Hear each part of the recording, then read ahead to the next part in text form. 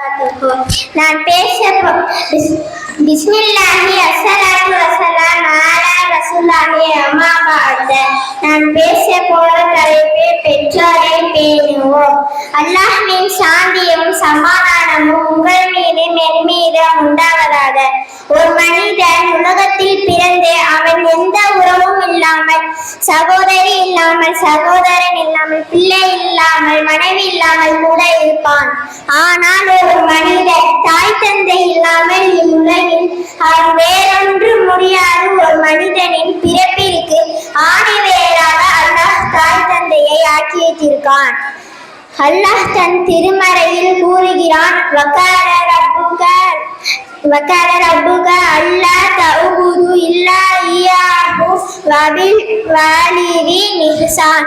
நபியே, உமது இறைவன் தன்னை தவிர மற்றவரையும் வணங்கக்கூடாது என்றும் தாய் தந்தைக்கு நன்றி செய்யும்படியாகவும் கட்டளையிடுகிறான். சுபஹான் அல்லாஹ். அல்லாஹ் இந்த ஆயத்தில் தன்னை மட்டும் வணங்க வேண்டும் என்றே கூறிவிட்டு தாய் தந்தையை நல்ல முறையில் நடக்க சொல்கிறான். இந்த அளவிற்கு அல்லாஹ் முக்கியத்துவம் கொடுக்கிறான் என்றால் அந்த தாய் தந்தை ஒரு குழந்தையை பெற்று அதை வளர்ப்பதற்கு எவ்வளவு சிரமம் படுகிறார்கள் என்பதை நாம் சிந்திக்க வேண்டும். நம்முடைய வாப்பாவை நாம் எடுத்துக்கொண்டால் அவர்கள் எவ்வளவு கஷ்டப்பட்டாலும் அதை தன் பிள்ளைகளிடம் காட்டிக் கொள்ளாமல் பிள்ளை சந்தோஷமே இருக்கணும்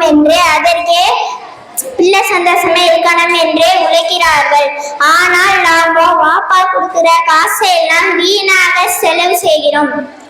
அவ்வாறு இல்லாமல் அதை சேர்த்து வைத்து வாப்பாவிடமே கொடுத்தால் அவர்கள் எவ்வளவு மகிழ்ச்சி அடைவார்கள். நான் ஏன் இதை கூறுகிறேன் என்றால், உம்மா பாப்பாவின் மகிழ்ச்சியில் அல்லாஹ்வின் மகிழ்ச்சி இருக்கிறது.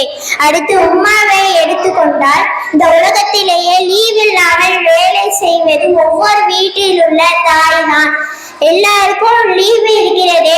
வாரத்தில் ஒரு நாள், மாதத்தில் ஒரு நாள், வருடத்தில் ஒரு நாள் என்று. ஆனால் ஒரு தாய் என்பவள் தன் மரணம் வரை பிள்ளைகளுக்காகவே வேலை செய்கிறார். ஆனால் அப்படிப்பட்ட தாயிடம் நாம் நடந்து கொள்ளும் முறை எப்படி இருக்கிறது? உங்களுடைய உம்மாவுக்கு உங்களால் முடிந்த உதவிகளை செய்ய வேண்டும்.